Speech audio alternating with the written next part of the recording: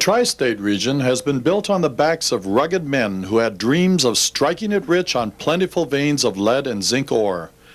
This is a look into some of the history that made the Tri-State District one of the largest lead and zinc producing regions in the world.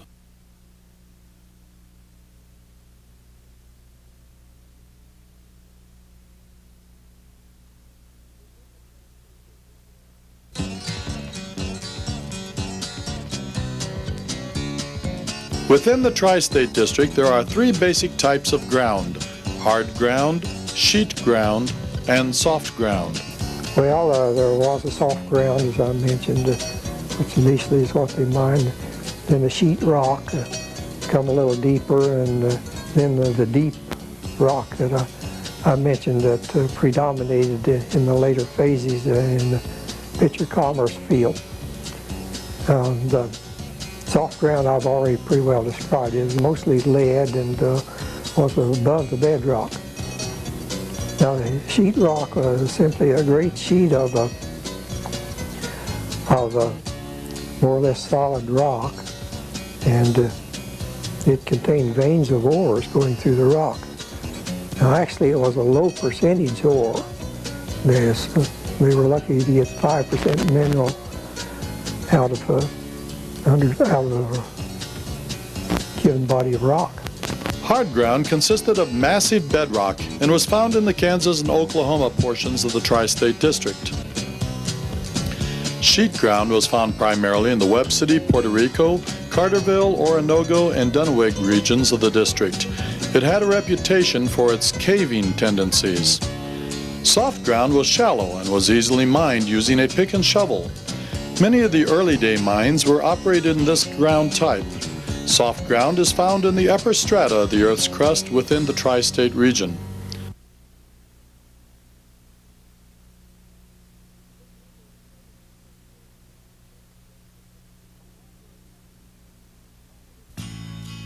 Although there is evidence that shows mining had been done within the region in the early 1800s, it was not until after the Civil War that it took on much significance. This was due to the Civil War shutting down most mining operations. Both the North and the South wanted to have possession of the lead mines here because of ammunition, but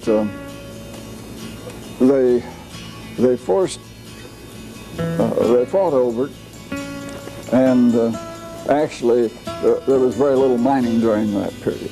Early mining methods were crude, and many miners could start up a mine for a relatively low cost. You could set up a mine for less than $100. I mean, you could make your windlass for hoisting. A poplar tree trunk or a cottonwood tree trunk was the usual drum, and a few planks, and you could have a windlass for hoisting. The cans that they used were sometimes half a whiskey barrel, which wasn't too hard to get. Early mining associations usually only consisted of a few men at most. This was due to the fact that ore deposits were scattered throughout the district and most mines were short-lived. Very few mines could produce enough ore to support operations of a mine for a period longer than 10 years. Rarely did any mine exist over a period of a 15-year span. This in turn discouraged the installation of modern equipment on any large scale. Big companies didn't operate initially in actual mining. Now you had some big companies in here at a fairly early date, the Granby Mining and Smelting Company, the Rex Mining and Smelting Company, and the Missouri Mining and Smelting Company. They all owned big acreages here in what is now Joplin. It was a poor man's camp because there were a lot of ore pockets which were too small for a major company to consider setting up and mining. And all of the mining here was done on private land through a lease arrangement. Early miners had accustomed themselves with the tools and methods necessary to get the job done. While some of the pioneer methods continued to be used, the TriState District was entering a new era and evolving with improved mining technology by the 1900s. This era continued well into the 1930s and had become known as the Intermediate Period. Between 1900 and 1930, the TriState District saw a gradual improvement in mining technology. These 30 years also saw changes concerning professional mining engineers, labor specialization, and the separation of the miner and the operator. This era also saw changes concerning safety regulations which emphasized special protection for the miner. Real old mining pictures don't have a picture of safety peat. Every one you get now or later has a picture of safety peat.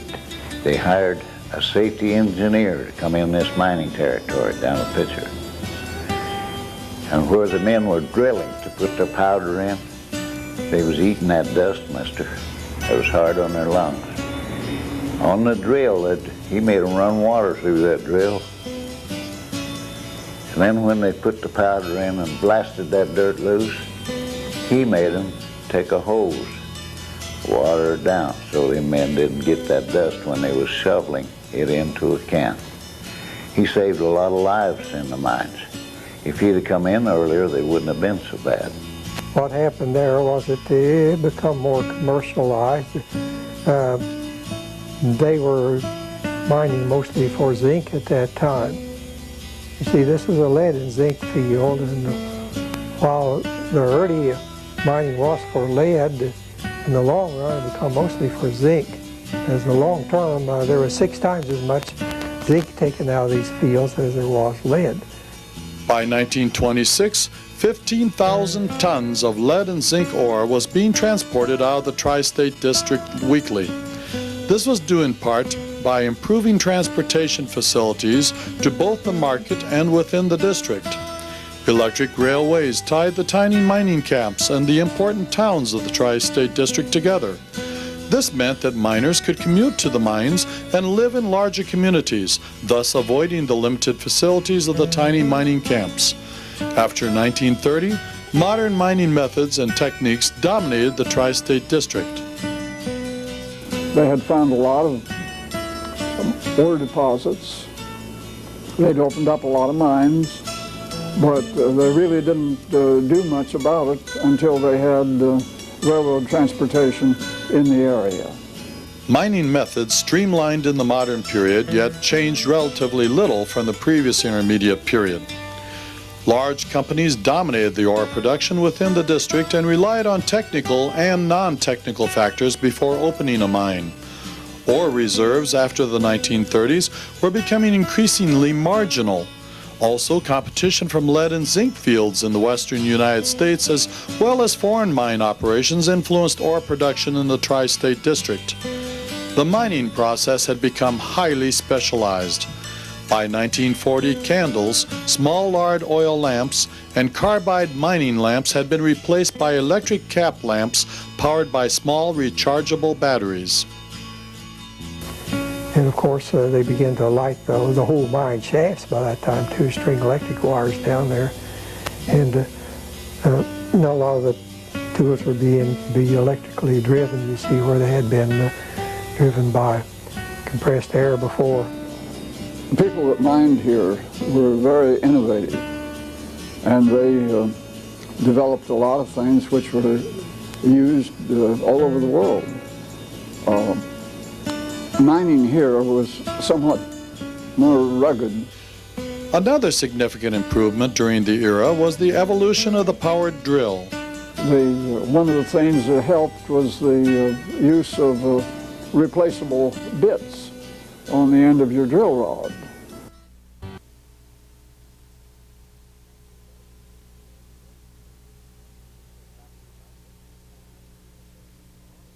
After lead and zinc ores were excavated and brought to the surface, they needed to go through the milling process to make them ready for market and smelting. See, the ore came out of the ground essentially locked into big chunks of rock. It's hard to dolomite in the church, what's sometimes called flint, very hard rock.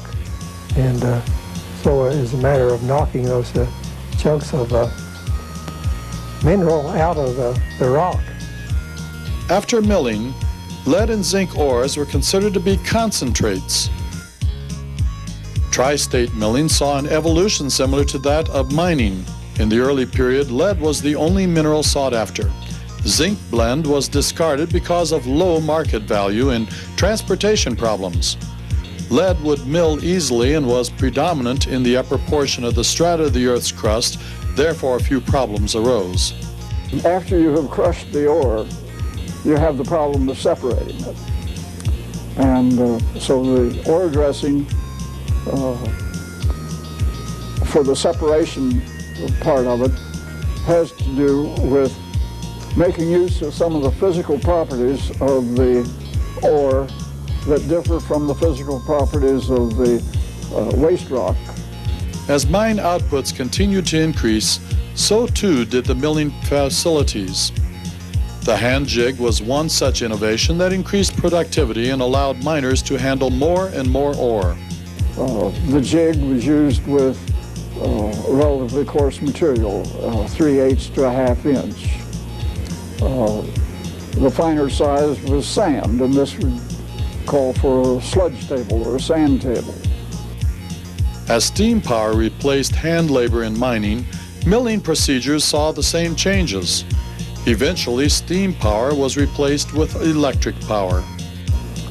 Well, with the coming of electrical power to the area, the first ones did use electrically powered line shafts, but then they went to individual electric motors, and this simplified and did away with a lot of the hazards that you get with a lot of belts and pulleys and line shafts. A mill where they crushed the rock real fine and run it through what they call jigs, things that shook and they sloped. The rock and stuff was light, it'd run off quick. It'd run off and into a bend. And the lead, the jack, they called it, was lighter than lead. It'd run off and into a bend. And the lead was heavy. It was run off last. And that's the way they cleaned it.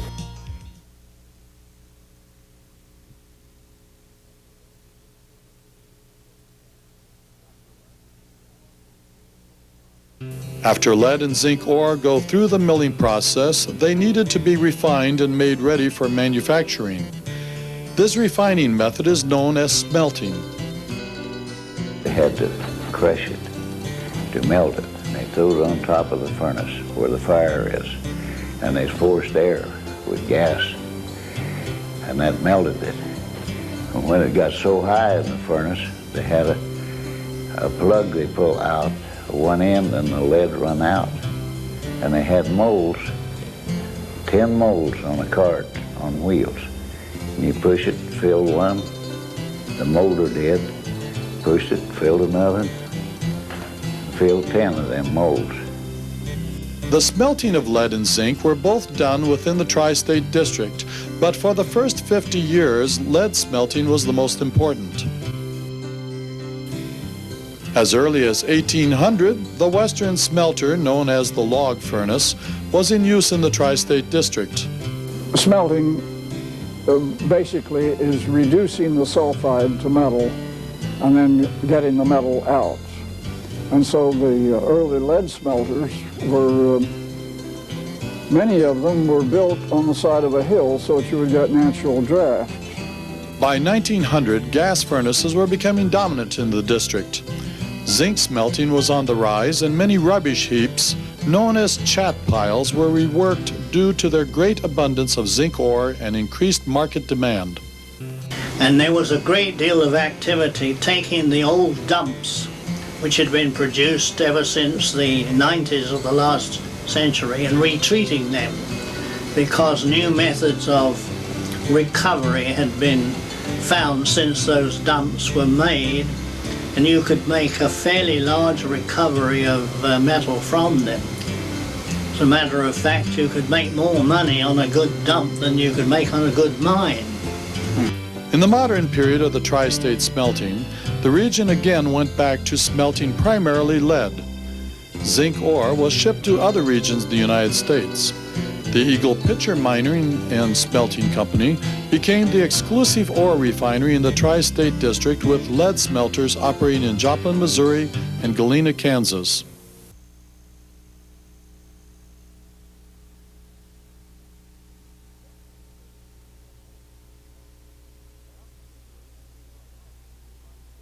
Joplin, Missouri became the hub of the Tri-State District.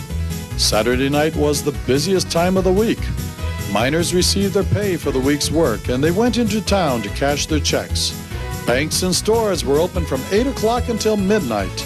The stores were crowded with people making purchases and paying the week's grocery bills. It was said that 1 week of business was done on a Saturday night. The stories involved the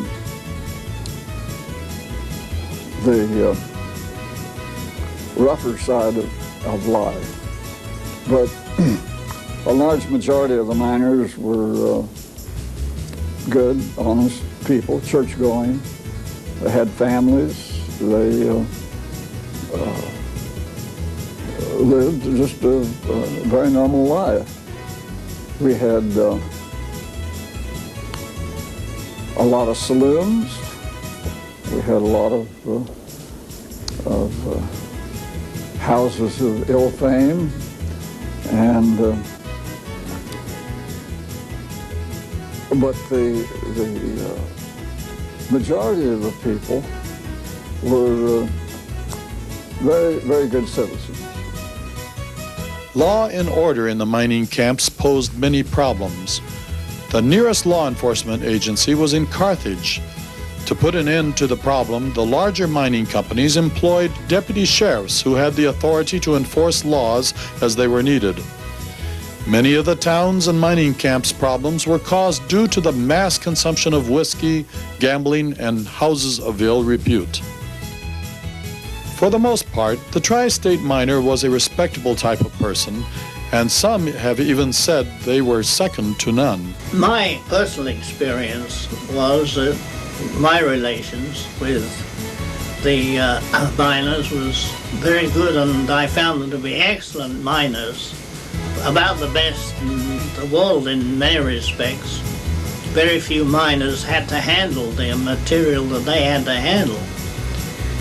And of course they faced, because of the very high silica in the ore, they faced the problem of phthisis, of miners' consumption all the time. I had to be very careful about that. I didn't personally experience any difficulty with the men at all, and I thought that they were some of the best operators, mining operators that I knew, and I'd been all over the world. It was quite an entertaining place, I'll tell you. And actually, it was not devoid of culture. In fact, I think it was stronger in that than it is today. And this was an area in which people came in from all over with very little capital and went in and mined. It was by far and away the most proletarian mining field the world has ever seen. There was more freedom of everything here. And there was more chance to make a fortune here than anywhere else in the bloody world.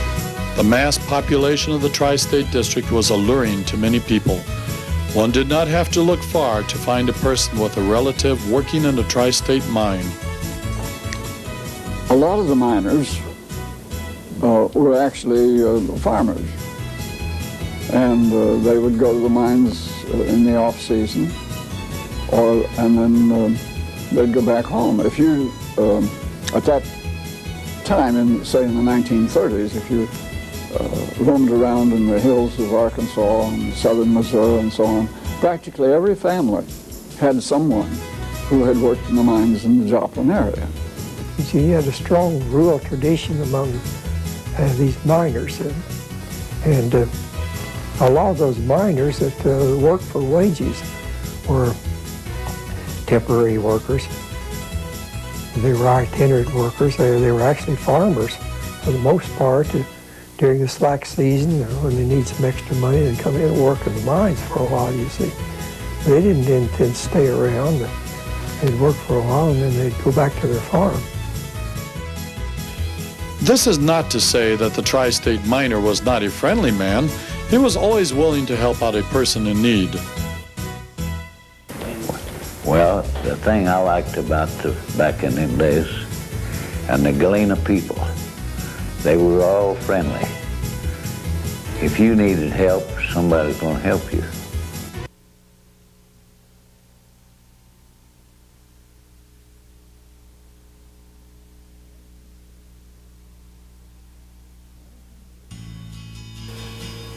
(1950) marked the beginning of the downward spiral for the Tri-State District. The following decade saw mining cease entirely in ore production, milling, and smelting. About 100 years, from 1860s to 1960s, I'd say, basically. There may have been some found earlier and maybe later, but basically the production years were probably about 100 years of mining. The declining market price for ore and the government subsidies to foreign nations for zinc production broke the back of the Tri-State District. It's not because the ore was gone, because the price of the minerals became so low that it wasn't economically feasible to produce anymore. And then when the prices, in fact, when the prices rose up several years ago, they talked about maybe opening mining again. So there's still ore here, but in fact, that's one reason the Joplin, Webb City, Carterville area, when the Pitcher Field was discovered, they had better ore, higher grade, and they went from those. The ore wasn't tapped out in the Joplin area. They just went to the Pitcher Field because it was better. So, and mined that until the prices stopped. It wasn't economically feasible to mine anymore. The price of lead and zinc didn't pay for the cost of mining. There's still a lot of ore in the ground that we know where it is. But, and this trend began about 1950. And so from then on until about 1965, mining was on the decline. And I believe the last mine was in sometime shortly after 1965. Mine workers felt the declining trend, which in turn caused the migration of many of the tri-state residents to more plentiful regions in the United States. Yet some stayed in the district to build a town or for other purposes. See, in 1940, the price of ore was raised because of the war in Europe. It just started, and there was a government subsidy placed on the ore at the time, and that lasted for quite a long time. And it went off about after the Korean War, I think it went off, and that was the downfall of mining because the ore grade was fairly low, and the price didn't raise like everything else did. The Tri-State District had come full circle and saw the end of her reign as one of the largest lead and zinc producing regions in the world.